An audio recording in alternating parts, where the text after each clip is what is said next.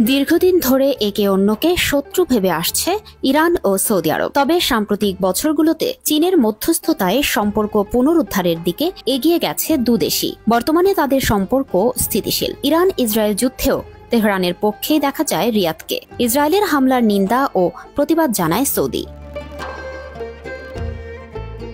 গত 13 June Iran Israel যুদ্ধের প্রথম দিকেই ইরানের সামরিক বাহিনীর প্রধান মোহাম্মদ হোসেইন বাকেরি নিহত হন। এ হত্যার পর মুসাভিকে নিযুক্ত করা হয় তার পদে।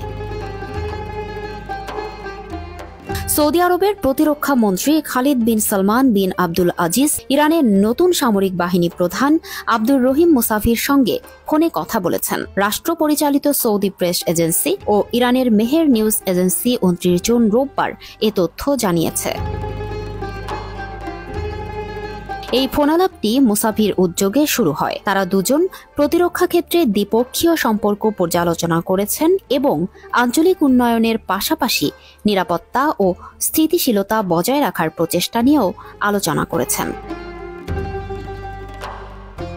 এদিকে যুদ্ধবিরতির সপ্তাহ পরেই দুই দেশের ক্ষয়ক্ষতি প্রকাশ্যে আসছে। প্রথমে ইসরায়েল ক্ষয়ক্ষতির পরিমাণ স্বীকার না করলেও ধীরে ধীরে সামনে আসছে তাদের বিশাল ক্ষতির চিত্র।